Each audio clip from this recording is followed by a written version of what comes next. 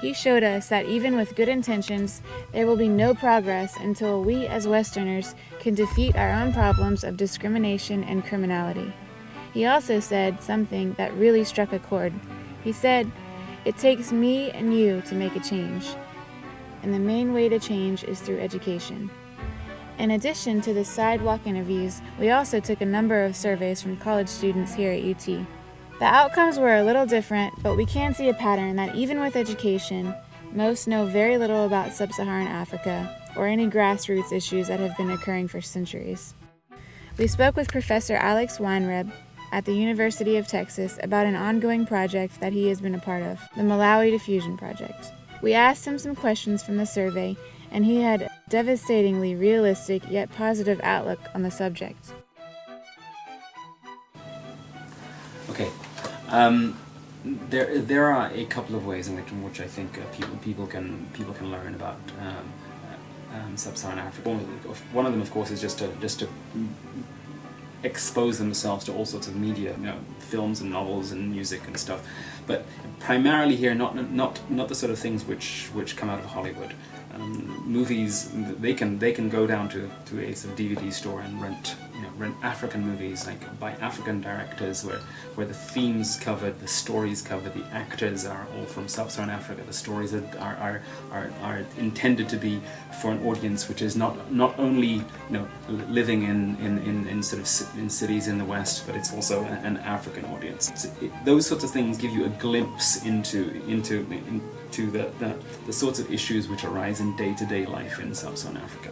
That's one easy way to be exposed, and it's a fun way. Exposing yourself to stories which come out of Africa as opposed to which are created outside Africa and are about Africa ostensibly is one of the easiest ways to learn about Africa. Beyond that, read the newspaper and read the foreign pages which deal with sub-Saharan African societies, and you can go. I mean, these days there's no excuse.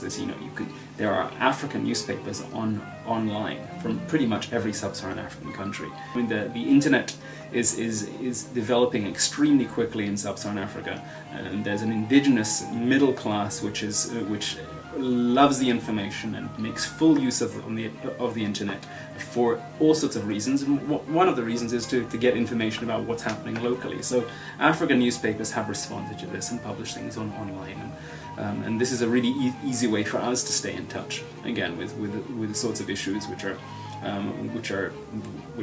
matter to people. Open an atlas and learn things as simple as where are African states. Where are they in relation to one another? Who was the colonial master? What sort of general issues are there? I mean, these are all countries in sub-Saharan Africa. Their names pretty similar to one another, but they're in very substantially different places, and we can hear them and know nothing about them.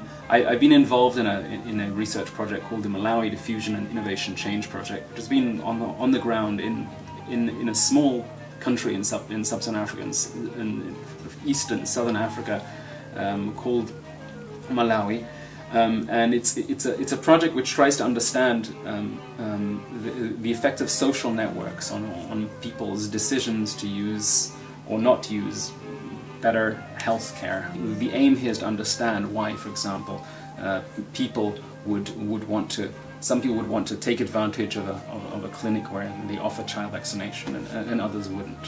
Why some people are much more likely to be to adopt ways of what we think of more effective ways of preventing HIV infection and others don't. So what are these social forces which are operating here? And we think it has to do with social networks. Like many research projects, this will have absolutely no effect on people's lives in sub-Saharan Africa. Meaning, outside of the fact that we pay local skilled workers who are high school graduates or university graduates and who have very little access to good employment, so we pay them, we provide them with good sort of good training and all sorts of things, and and we give them like a regular salary, and some of them have gone on to use these salaries to build up businesses, and they're now employing people, and it's, so there's a direct benefit for those people who are directly involved in the project. But for the masses of people who live in sub-Saharan Africa, a substantial proportion of whom live in situations in which they have a dearth of things, a dearth of goods, a dearth of money, a dearth of access to capital, access to sort of healthcare and schools. This project, like many others, will help no one. But indirectly, I think all of us live with a hope, and a hope that is sometimes chastened by a good dose of skepticism, that that in the long run, if more and more of us here are involved in research projects, and more of us have collaborators in sub-Saharan Africa, so there can be a building up of human capital in sub-Saharan Africa, and B, because we function in this society too. We may conduct research once in a while there, but we function here, and we have to justify our position here.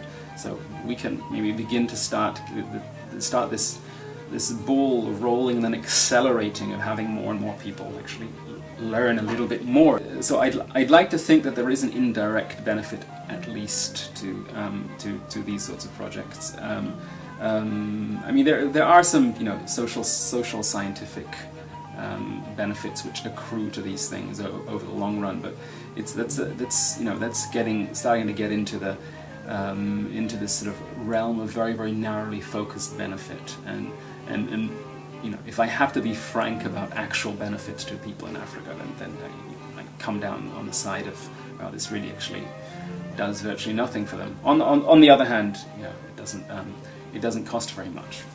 So even if there's no benefit, there's no harm, and that may be what life is about anyway. At some point, we might not actually benefit anybody, but at the very least, we don't want to hurt anybody. So that's a principle here too. Projects such as these are a great way for researchers to focus energy. Investing human capital is more valuable than throwing money at problems in sub-Saharan Africa. At the very least, Malawi Diffusion Project is not causing harm to anyone, which is not always the case with independent organizations. The data is evident. Most people claim to have a pretty good life. Every person thought that the West should give more aid to Africa, but only one person knew where the Congo was geographically. When we asked personal opinions about Africa, the usual responses were romanticized, and it was plain to see that we don't know much about Africa outside of a few common perceptions. When asked how we can educate more people about the continent, the answer was media of all forms. Living in this technological era has given us access to so many new forms of communication. So go forth and seek out this knowledge of Africa. Broaden your horizons, and what you find may surprise you.